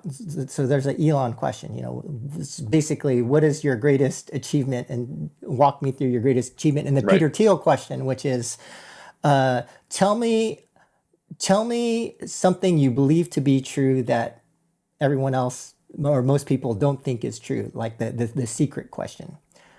But Yeah, anyway, that's an interesting one. That the other questions I think are pretty good. That one can maybe get you in trouble. okay, So if somebody asks that question, well, the uh, thing that I think is true is that, hey, I'm a Christian. I believe that Jesus Christ is my Lord and Savior. Well, other people don't believe that's true. Well, now are you going to decline me because of religious purposes okay, or not? So you don't want to open yourself up to potential risks, right? And I okay, think those are the things that you just have to be careful of, right? I think those are so.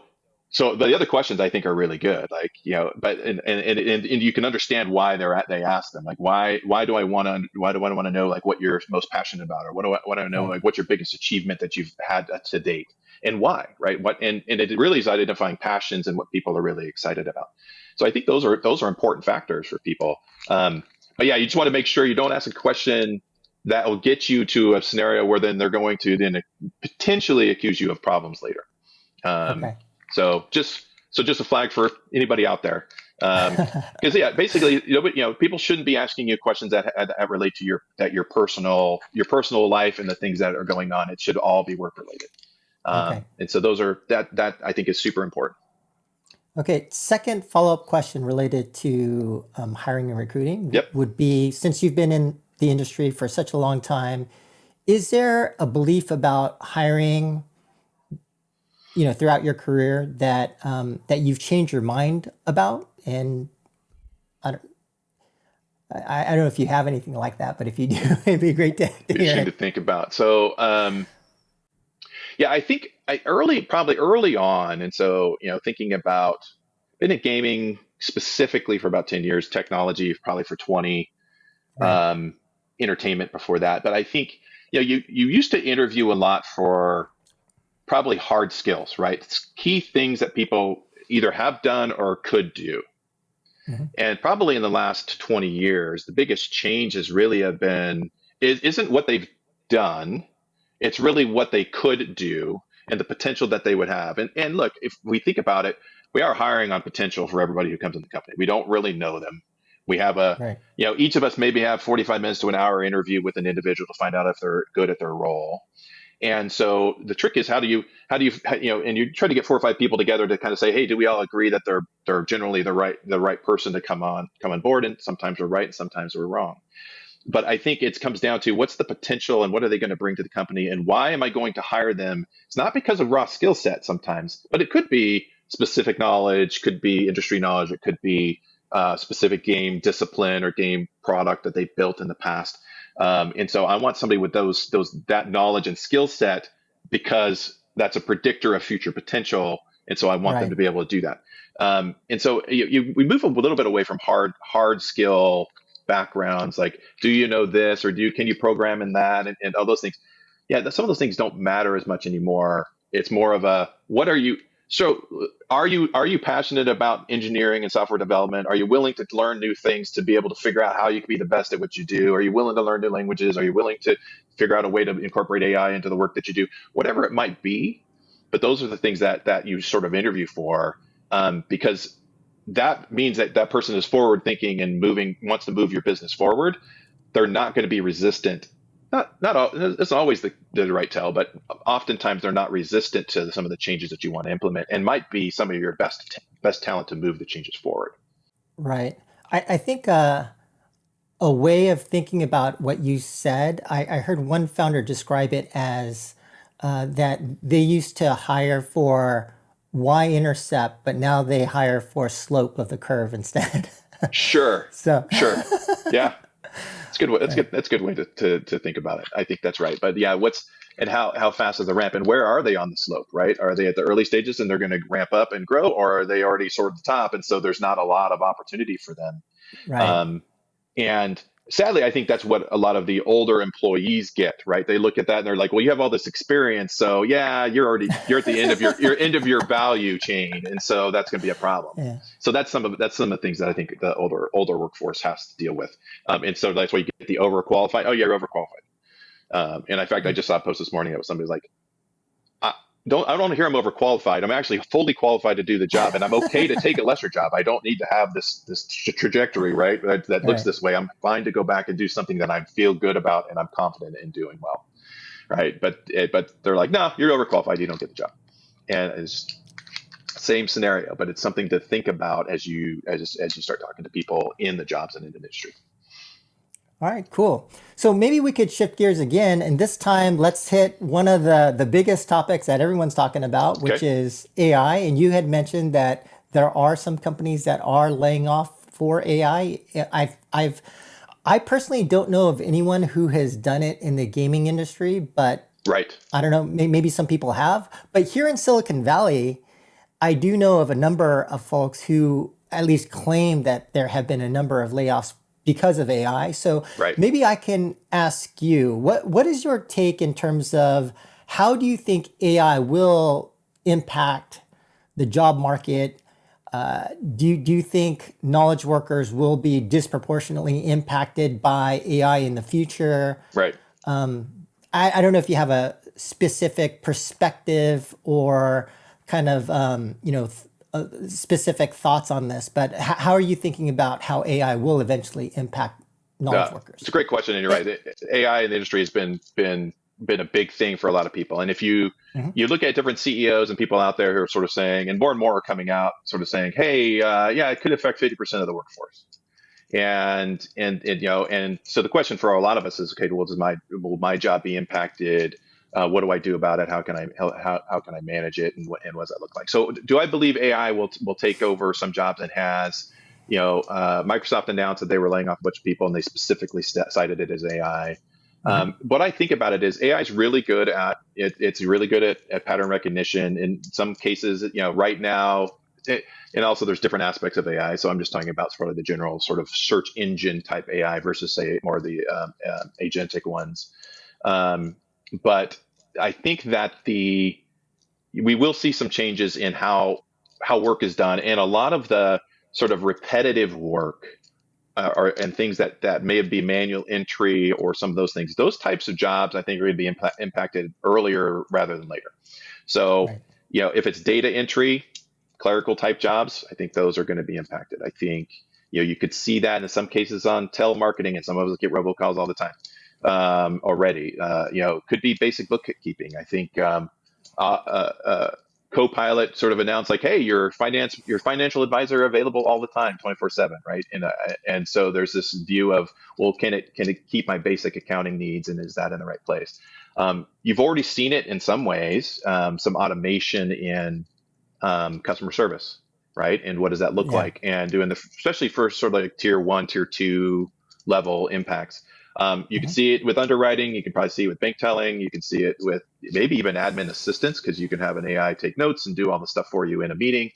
And so maybe different for an executive administrator who's doing a variety of other things. Um, but I think those are all jobs that could be impacted in the next couple of years. And so if you find yourself in some of those jobs, or you're thinking like in some of those worlds, um, then yeah, the question is, how do you figure out what AI is going to do and replicate from your role? And then does your role need to change, or do you need to change and learn more about AI and how to get involved in it? And it could be as basic as prompt writing to, sort of, am I actually doing the right context writing with the AIs to make sure that we're getting the outputs and the outcomes that we want? Um, and look, it could be even identifying there's a need for an agent here, or something like that we could put in place. But being the point person, and to my point earlier about being invaluable to the company, if you're the person that's bringing it on board, it matters a lot. Um, a friend of mine who's a developer had talked about this, and I think it's interesting because everyone's concerned, hey, software development is going to go away. You can just code via AI, and that's not really true. Now, I say that today, somebody looks at this a year from now, and that might be totally false. Like, my statement could be completely wrong. But it's changing every day. It's changing all the Yep. time. His view is like, look, I'm going to bring in AI, and I figure out how I can use it to do my job quicker and better, and check it and do all the other things, and do it in a way that's going to be effective. So I'm going to be a super user of it, and ultimately leverage the skill and capability that I have to be able to understand that business, and to understand software development, and to do it faster and better than anybody.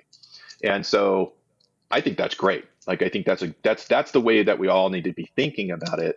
Um, but it will impact certain functions, like it could impact jobs, but it could impact certain roles. And so the question is, then how do you learn and develop in that other space to really become knowledgeable?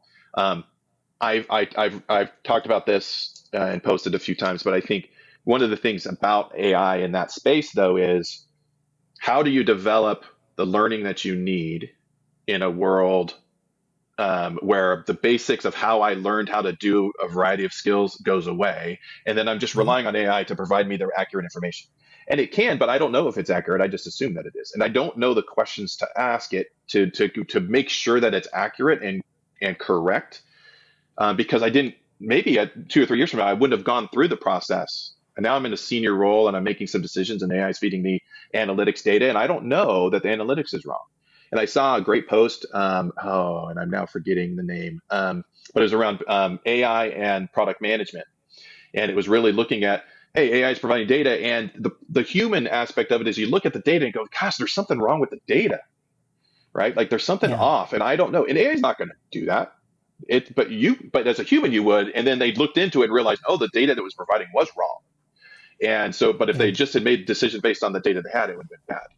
And so you need humans to be a part of that process to be able to figure it out. But where do you insert yourself? Where's the data? And then more importantly, how do I teach the sort of that next layer of people, the managers, all of the things that they didn't learn, or they didn't go through in the early stages, and that we need to Yeah. document those things. We need to figure out what those things are, so we can actually educate the future leaders of the companies. Yeah, I couldn't agree with you more, Keith. I think those are really great points that you're making. and kind of going back to this notion that we opened with, right, which is Yep. like in today's world with so much changing because of AI, not only understanding the micro but the macro, meaning how is the world going to change with AI? And if you're a taxi driver right now, you should probably be looking for something else. To your Sure. point, where do you add value, right? But maybe we could push on that a little bit deeper as far as like, what does it mean to, as you have stated, become a super user of AI? And actually, even before we started recording this podcast, I was looking on X and I saw this post, and the post was like, said something to the effect of, for all of the product managers that we interview now, we are asking them as a test to create the prototype. And if you are a product manager and can't make the prototype, we're not going to hire you, right? So Hmm. like Interesting. it kind of speaks to, you know, having people think maybe a little bit more carefully about how do roles change Right. and where do you have value in a world of AI. And so I kind of think that like maybe that's where we might be going, is as far as like even the conversation we had earlier about how Right. do you add value or how do you prove to employers that you're going to be very valuable, is if you do know AI really well, if you understand whether it's vibe coding or how to do evals really well, Right. and then also understanding from a macro perspective what's going to be less valuable, what's going to be more valuable. And I Right. think the more valuable would also be dependent upon where is AI going to be weak, right? And so like things like creativity, Right. human judgment, as far like detecting hallucinations and things of that nature. So Right. human judgment and things like that. Yep. But do you like, what do you think about that? How would you, like, if you were to give a little bit deeper advice in terms of what should someone do with respect to AI to help build their skills or make themselves more valuable to a company? How would you think about that? Yeah, I think right now, and even still today, and even though AI has been around for a couple of years now, I mean, parts of it have been around much longer than a couple of years, but Mhm. in general terms of how people have been talking about it and generative AI specifically, I think, look, people need to do research to understand what AI can actually do. I think they've heard Right. about it. It's the big boogeyman in the closet, right? Like, I don't know. I heard of these things. All these jobs are going away. Sky's falling. Whatever you want to do. I think you have to look at it and say, what are all the things that it can do? And I did this myself. I went and started going through this process and looking at a lot of these things. And I was surprised and amazed, honestly, about all of the things it could do, and it's Okay. different aspects. What are the different types of AI? How does it get incorporated in it, and what could it do? And then once you understand those components, then you, to your point, you've got to look at it and say, okay, well, if I how would it impact my job, and should it? And then if it does, well, then how do I incorporate that in? And then what would I focus on instead? Like, if it Right. was doing the thing and I knew enough about it and I could manage it and kind of work in that, okay, now I'm not spending 40% of my time on that. Maybe I'm spending 10. What do I do with the other 30%? And what do I focus on instead? And so I think those are the two things that I would recommend. Looking at AI, understanding it, take some classes, do some things online. There's a lot of free resources that are available, that you can go find out and find out more about what's happening, and then figure out, like, looking at that and what it can do, and then looking at it and say, what does that mean for your organization, for you specifically in your job? And that actually might highlight, you're like, I don't even know if you need my job anymore.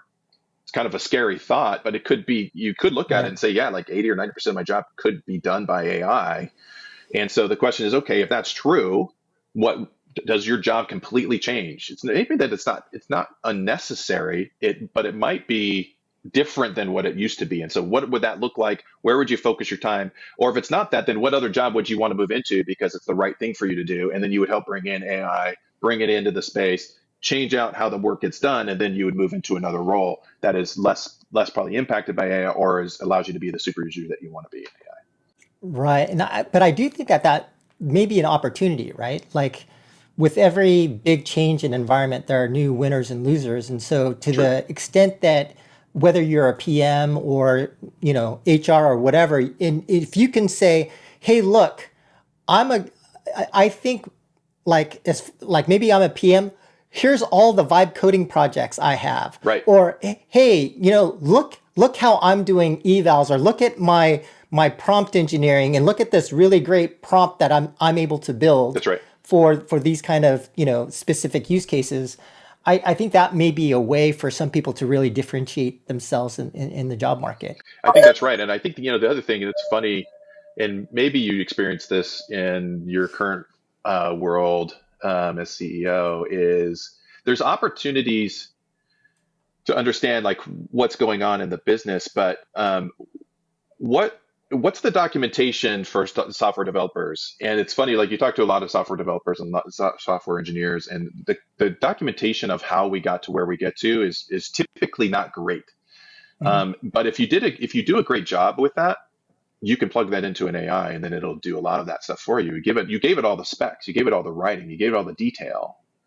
Right. Now it just needs context, and that's where you come in, right? But that's a significant shift. Like, Right. but many of us don't have good documentation files about how we ended up building the software, and so it just says it's in the backlog, and we'll deal with it later. It's just stuff Yeah. we have to deal with. Well, you know what? If you actually have that on the front end, it can expedite your capabilities quicker as you develop, and it makes you a better engineer overall because it can do a lot of things for you that then you can then articulate and know, because you're an engineer yourself. You look at it and you're like, I understand what's going on and why there's some things are problematic. How do I fix this? So there's some other opportunities there too. Yeah, I have a similar concept, which I call creating AI native artifacts, Okay. meaning like for any kind of artifact, meaning like document, diagram, whatever, like creating or redesigning these artifacts in a way that is not only human readable, but like in a world where things change, roles change, and where you have AI and maybe agents, Right. how do you make this artifact readable by not only humans hmm with changed roles and things of that nature, but also by AI and by agents? Yeah. That's a good point. Yeah. And so that way it can function on its own. And the good news about it, whatever you plug in, it will remember, right? Like Yeah, you can have it remember certain, I mean, it depends on which version you use, right? But at the end of the day, it'll remember, like a yeah, lot of the AIs and the agents will remember things. And then with the idea that they're going to be better next time, right? And they would look at it. Um, yeah, somebody had done some research. A friend of mine had done some research, and he was telling me, he was like, "Yeah, I used the search, and I did some stuff, and I pulled some stuff for a business plan, and then a month later, it flagged him and said, actually, there's new data that you need to see." And I was like, "That's amazing, but also a little scary at times, where you're just like, I didn't know it was going to do that, right? uh, But it did it, and so now it's like, how do I get intentional about some of those things and say, hey, I want you to do these things for me and act as my agent in those scenarios, so you can ultimately identify things, because we can't be everywhere at once. And the good news is AI isn't everywhere at once, but it does understand. It can take in a lot of information that many of us would forget over time. So how do you help it be better, but also make sure it's got it's doing the right things on a regular basis? right. And I want to talk about a little bit of speculation about the future, but before we get there, I Okay. also wanted to maybe bring up a topic that might be a little bit controversial. Okay. At least it's been controversial for me Sure. in the past. And so maybe I can open this with a story.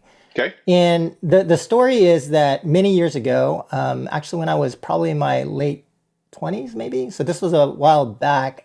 I went to Fiji. Okay.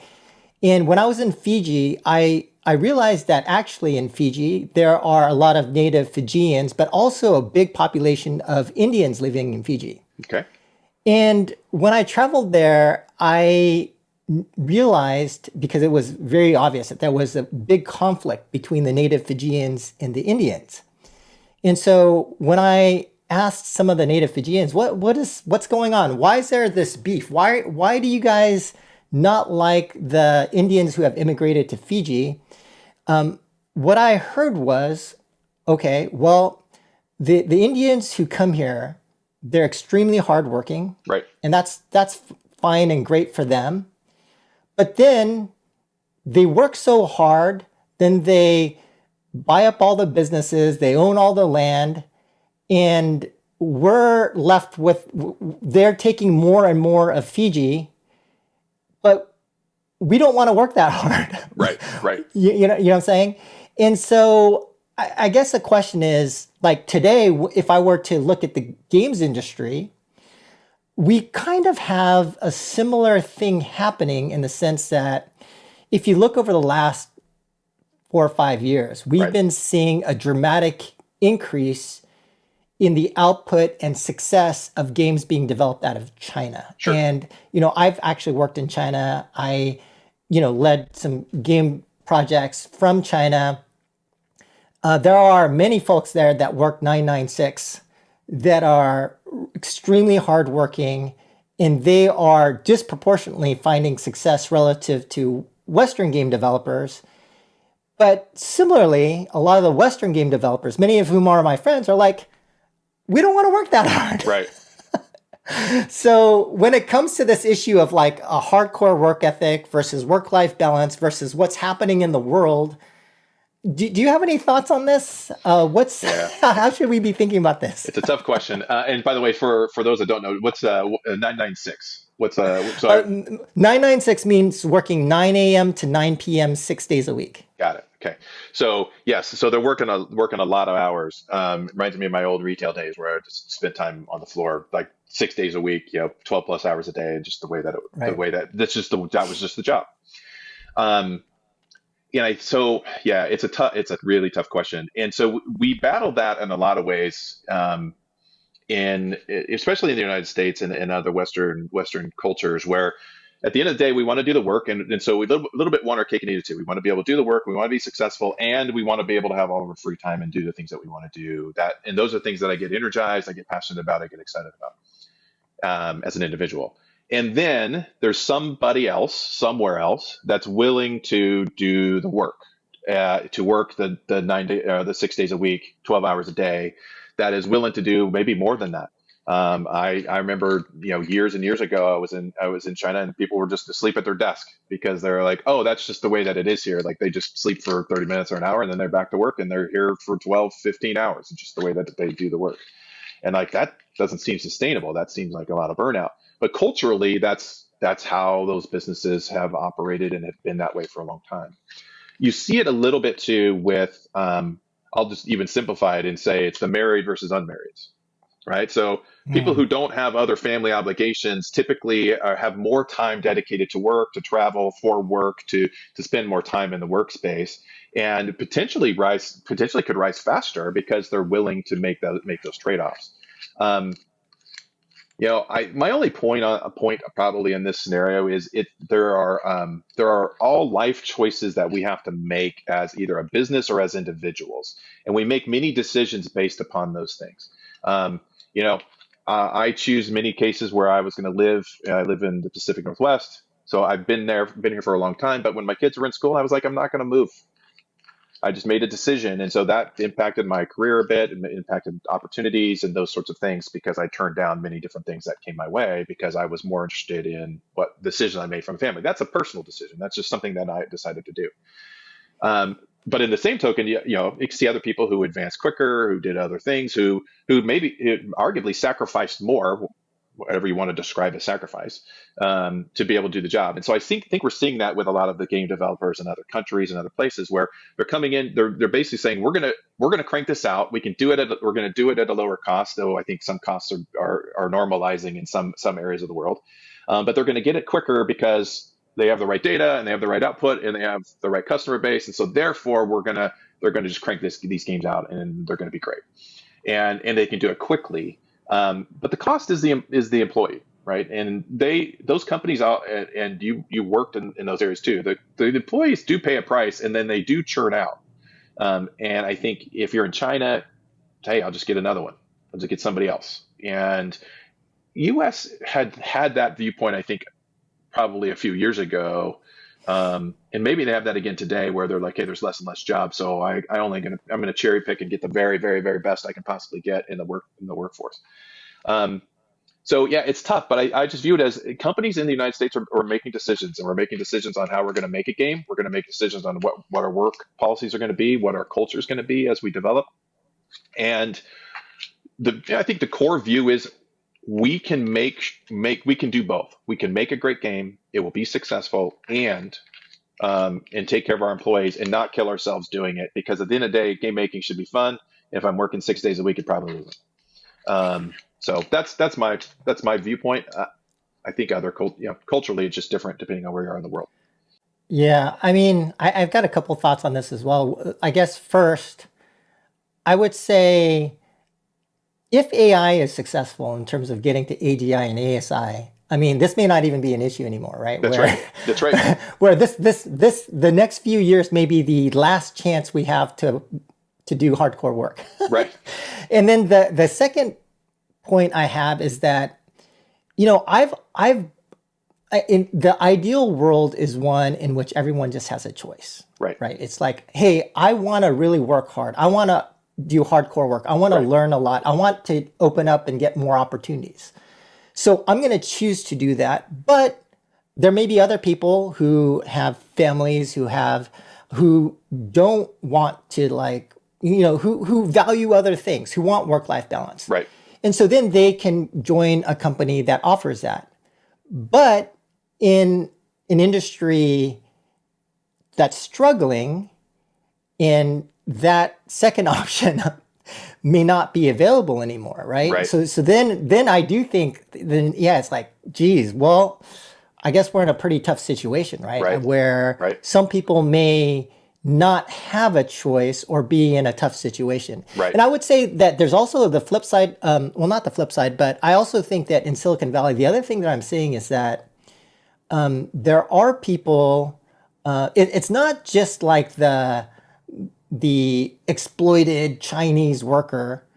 It's also what I've been seeing is that, like, there have been some tech companies here in Silicon Valley, most famously Facebook, but Zuck, was it last year, the year before last year, implemented a massive culture change Right. at Meta, right, where he shifted to age of efficiency. And there's a few folks I know who were, as in the past, work-life balance people, Right. and they make a massive amount of money, and they are now working late nights, weekends, but their motivation is like, I have way too many stock options to lose my job, so I'm just going to do it. Right. I hate Right. it, but I'm going to do it. Yep. But yeah, I do think this is. I think this issue, it does seem to be very sensitive to a lot of people. Sure. And I know a lot of people get very emotional and upset about this issue. But I thought it might be something that we can discuss. But I don't know. I don't know of any good solutions now, especially as jobs are starting to go away. Yeah. I just think it's kind of a tough situation. But I do wish there was a world where everybody just could choose their option, right? Yeah. Well, and look, and I think the sad reality of some of that too is the hard work doesn't guarantee success, right? Like Yeah. for the product Yep. or for the game, right? I think both of those things. And in the majority of cases, right? Because, That's like, correct. if you look at many startups, over 90% fail. That's correct. That's right. So I think that's the other part, which is I could work my butt off, and at the end of the day, it doesn't matter at the end of the day because the company folds or the product never ships or it's just not good enough or doesn't resonate well with the player base or Right. whatever the reason. And so that's demoralizing. And a lot of us go, oh well, that's the game industry. Yeah, but that doesn't mean it's not worse. It's not terrible. Like it just is just the scenario that's there. So I think it is that, so people are now probably more so culturally in the United States for sure, taking the viewpoint of, hey, I want to work less. I want to spend more time, quality time. I want to refresh myself because at the end of the day, you know what? Companies don't care about me, right? That and that's the viewpoint that they might have. And so at the end of the day, I'm just a person that's going to deliver more revenue, and maybe I'm compensated well, maybe I'm not, or maybe I have too many stock options, so I can't let it fail, so I'm going to work really really hard and try my best. But at the end of the day, most of us, especially in larger organizations, don't have a lot of control. Right. There's decisions are made, and you can agree with them or not, but at the end of the day, decisions are made, and you don't have any access to or input into making those decisions. And so Yeah. that's good for some people and not for others. So I think you're right. I think making some of these decisions is important. But you got to make them for yourself and what matters to you in the moment. And if you're money motivated, it's easy. Like it's sort of almost a one for one. If I do this, if I work this, then I'm going to guarantee this money. If you're not money motivated, which is becoming less and less, I think, of the base out there of employees, okay, what is the thing that you do value the most? Is it your free time? Is it your time with your family? What does that look like? And then you're going to Right. make some business decisions on that. But there are consequences to those decisions. Right. And to your point, like game development is the ultimate team sport, right? So Correct. That's right. like you could be doing everything right, you could be killing yourself, but then not have ultimately not be successful with a project. So, one thing I often advise folks is like if you are going to go hardcore, make sure it's worth it to you from not only from the financial perspective, because if you are ultimately tied to an outcome that's where you don't have ultimate agency over the outcome, Right. then at least you should be building skills, gaining more opportunity, like being able to expand your, your network to some degree. Because I do think, it's like some of the people who I keep in touch with today were based upon projects I've worked on in the past where we've worked really hard. So at least you're gaining Right. skills and you're building this network of people that you can, to your point about networking, where that you can leverage in the future. That's right. Yeah, and I think that's true too. I think in game development, teams that work together and make and ship games are the ones that you have the biggest chance for success, as long as they can make enough money to stay together long enough that Yeah. they can ship the next thing and the next thing. Typically, the biggest knockout successes are the second or third games that are made. It's pretty rare Yep. that it's the first one out the door that Yeah. people resonate with, but it's because of that Yeah. learning and that capability that they get. So there's some upside to that for sure. Not only just the network, but just people being together and working closely together and sort of understanding. There's almost a second hand that happens where I understand how they work and how they think, and it just makes my life easier because I know what they're looking for, so I can provide it. And that's why we work better together over time. All right, so maybe we can now just close with some speculation in terms of the future. I mean, Sure. there's a lot of things that we could speculate on, but maybe like a first question could be, do you have any specific perspectives as far as the market in terms of future demand or hiring at game studios? Like, how do you think a rebound happens? I don't know if you have any specific thoughts on that, Yeah. whether it's something rebounds first or not, things like that. Yeah, so just take it as speculation in my opinion. So Yeah. yeah, what that's worth. I think probably the next year or two we'll probably see some more smaller studios spinning up, um, or probably current media small to medium sized studios that are going to be more closely connected with some of the bigger publishers out there, Mhm. because of the titles that they need. So I look at that as a good thing. But a lot of that, it depends. If the money continues to come down, and borrowing money still becomes cheap, then that's where you saw a lot of investment in gaming as well, right? So money was cheap, and gaming was taking off, and so I think that's important. So if money continues to kind of the borrowing of money continues to come down a bit, you could see some additional investment in game development. Um, that said, I think it will look a little different. I think you will have yeah, I think there's probably two different things that happen. I think there's the AI component and what AI will do in the idea of game development. I still think you probably need the humans, creative design, and managing it. And then the question is, okay, outside of those things, what does AI fill in on some of that process? So I think that's potentially where some of the game development will go. Look, it's somebody's going to come out with a fully AI generated game. That'll happen At at some some point. point. Yeah, at some point, and At we'll some find point, out if it's yeah. successful or not. I don't know if it Yeah. will be. It may not feel. It may not. People will call it maybe soulless or something. Who knows? But we'll see what happens. I Yeah. think the second part will be, um, you know, you could see more of the outsourced development. So as the bigger companies start looking at their games, the idea of having 200 or 300 people making a game, especially once it's shipped, when you only need like 20 or 30 people to really prototype and figure out the next game, and there's always they want this overlap. Like, oh, great, it's going to take us 5, 6, 7, 8, 10 years sometimes to make a game, and then but the last whatever that happens to be 2 years, I'm going to have 30 people working on a new prototype. Yeah, but that's super expensive, like to manage it that way. So there is a scenario where I think you could see more like the movie making model, where they bring people in to um, outsource a lot of the work. You have the core group that basically builds and comes up with the idea, are the designers that are and they set the vision for what it could be, and then they're outsourcing more places. And you're seeing that in a lot of companies today. But I think you might see more and more functions get outsourced. And And so it'll be interesting to see if that's actually what happens more and more. But to my point earlier, I think the downside would be, you know, we know that if teams are together and they're together a long time, then they're probably going to ship better games over time. And that's just, there's some data that's out there that talks about that. So like, yeah, so bringing people together, like they come in and they make a game and they just disappear and then they go work on something else, not going to be very successful.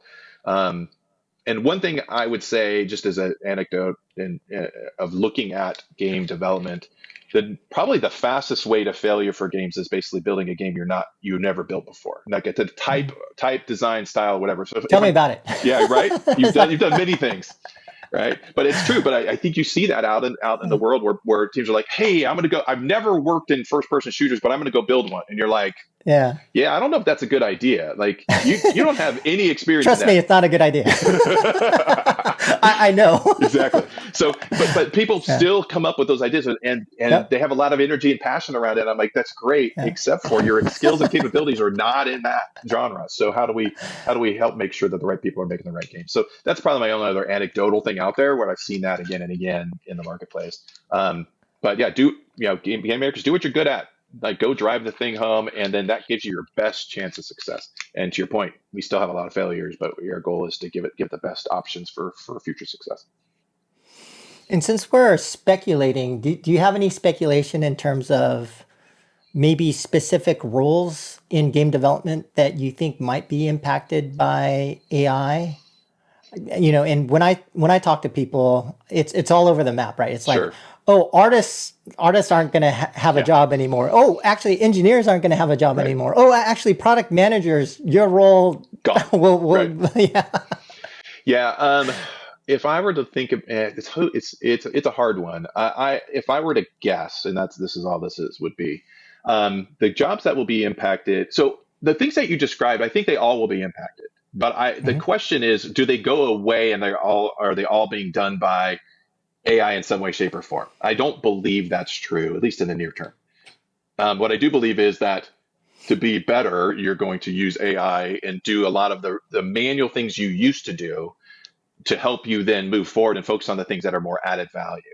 And I've seen it for the PM space, which is like, hey, how do I make sure the analytics and data is correct, but also am I focusing it on the right things? Because it could do a ton of stuff that I used to have to do by hand, right? Like, so I used to have to go in and figure it out, and what's the structures and what's my ROAS and all the other things that are in there. And so how do I deliver those things?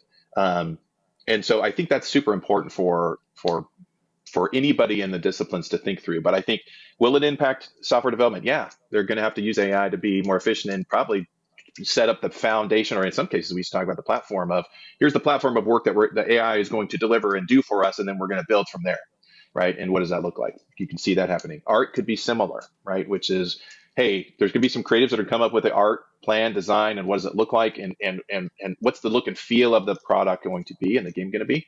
And then great, then how do we leverage AI to be able to deliver those things to the way that we want and do it quickly? So anyway, I can see those.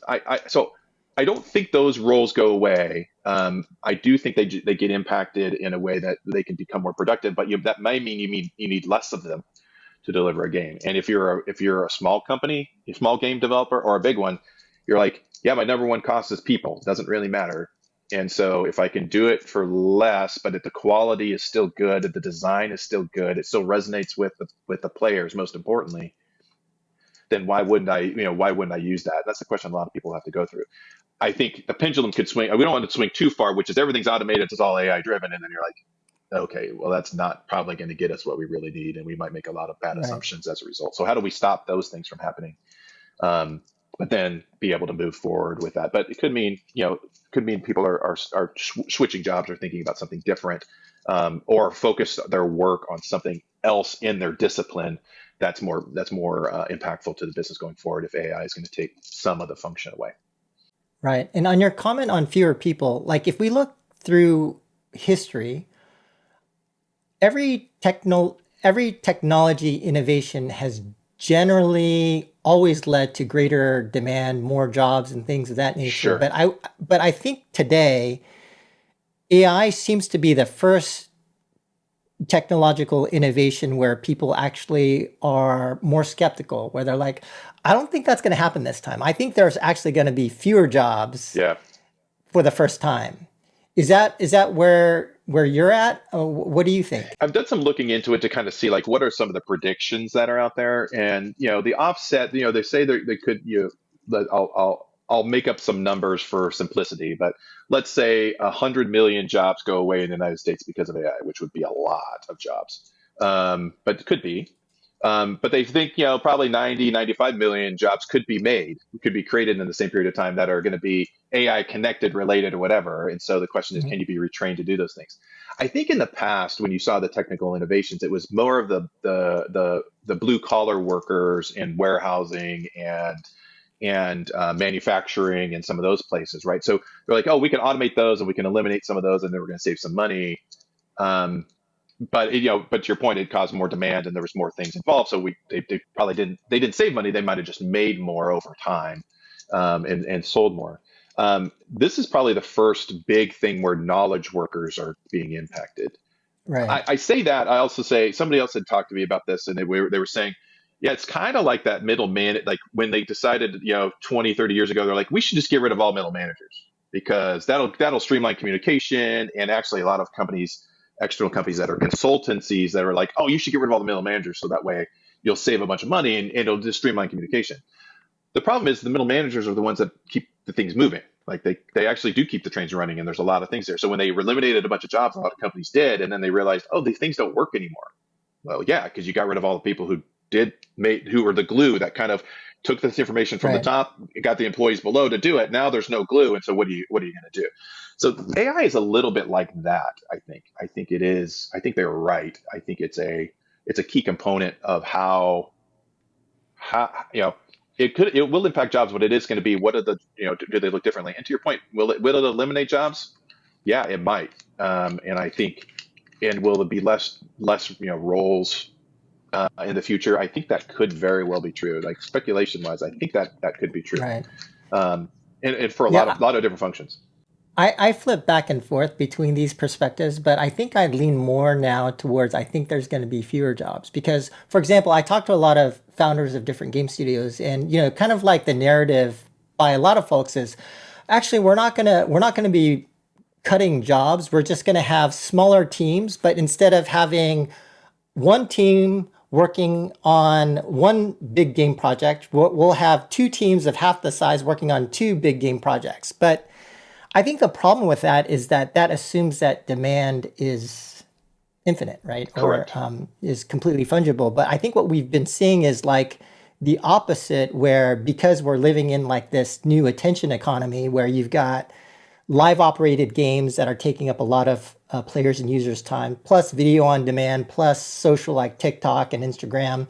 All these things are vying for players' attention. And Right. so I don't think you can just launch, you know, you can double the number of games out there and, they all do well. I Correct. think it's going to be harder than that. So, Yeah, and I would say I think that's where big businesses for sure, when they go into the gaming space or they look at a lot of the games, many times they look at it and say, "Oh, this is 100% hit rate." Well, that's not actually that's not. There's no data that actually justifies that, right? Like at best, you're 50%, and you're probably more like 25, 30%.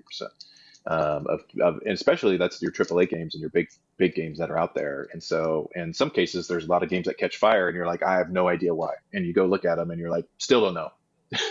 I don't understand it. It just resonated well with the people, and it's great. And I think that's Stardew Valley is like a great one. Like what single developer made a thing, right. caught fire, and he's made tons and tons and tons of money off of it. And I'm like, good on you, but how do you ever recreate that? And the answer is, well, you probably couldn't. You can't plan for it. It's not. Yeah. That was never. I don't think his intent. His intent was like, I just want to make a game I thought was fun, cool. And now he's doing quite well, doing okay. So Right. And I think there's a number of like single or extremely small game development teams now, right? So whether it's like BattleBit or Schedule One right, or like Lethal, and there's so many games now. So, yeah, and then that also like now these single developers are able to take time from players as well. yeah, that's true. So and it is a competition economy. Just kind of say, where am I going to invest my time Right. to for all this entertainment that's available to me today? and it's tough. It's a tough market. Okay. So maybe the final question I can ask you here, Keith, is like, do you have any other general predictions for the future in terms of what's going to be happening or what people should be looking out for? Look, I think, obviously AI is the big one that's out there. So I think, to Mhm. flag that as to what do we need to be doing? How do we bring in AI for the jobs that we have? And then how do we maximize the work and the impact for our businesses in a positive way? I think that's going to be key. I think part of it is, businesses will I think businesses will have problems if they don't pay attention to how they use AI and how closely it's attached to Right. humans. If they eliminate Yep. jobs and put AI in place, it's going to be a problem. And I say that because, when we look at the learnings that we need to have from that early stage career and the early development and the ways I call it sort of the scar tissue that we learn through that process, if we don't recreate that somehow for the next level of managers to make sure they understand, 3 or 4 years from now, it's going to be a problem. And so they need to get ahead of it. And so I think that's going to be key. Um, and then I think, lastly, I think the game world is super strong. It continues to grow. It continues to, Hmm. to really impact people. And the smaller the devices we get, our handheld devices and other places allow us to do more casual or even more, more streamed type games that are out there. It's getting better and better over time. So I think we'll start seeing that. And if you believe in some of the things that Meta's trying to do with related to the VR and what that looks like, then that's a whole new world of Right. of of what it looks like. So I think we're going to continue to see sort of upside in game development strength. And what it looks like, and we'll see an uptick in how AI is used over time. There's a lot of predictions in general about AI and the usage, and everybody, I think it's like 70 or 80% of people will be using AI in some way, shape, or form by 2030. I actually think it's probably sooner than that, but that's the data that's out there. And I think by 2030, the assumption is AI will consume 5% of all energy generated in the United States, which is Right. which is mind blowing to me at times. Like you think about it, you're like, five, that's a lot. That's a lot of power. And they're like, Yeah. yes, I almost think it might be higher it might be if higher. people are. It might be higher. But So anyway, so those are things I think that we'll see out there, speculation wise, okay. but I think it's super important. And making sure that your teams are ready to kind of bring those things and adopt those things in. And I think from an HR perspective, I think it's to make sure that your HR team is there on the business strategy side and helping the business think through the challenges and the scenarios Right. there. And not just the administration. Like they're not just there to do. They shouldn't just be there to do your benefits and hiring and that kind of stuff. And even just recruiting. I think it's the whole component of, are we paying people? What are the right skill sets, and where do we need to be so the company can be successful? It isn't just to keep things moving. It's actually to grow the business at the end of the day. So, making sure that your HR teams are Right. doing that. Okay. Well, Keith, I think we've covered a lot of different topics. I really want to thank you for your time. And maybe for anyone interested in getting a hold of you, is there any way that people can get in touch? Yeah, no, that's great. I think you can reach out to me on LinkedIn. I'm happy to connect with folks there. You can also go to my website. It's keithcaswellhr.com. So very straightforward. But I'll leave those links in the show notes. I appreciate it. And Joseph, thanks so much for having me on your show. I really appreciate it. All right. Thanks so much, Keith. And for our audience, thanks if you've tuned in for this long, and we will catch you next time. Thanks, everybody.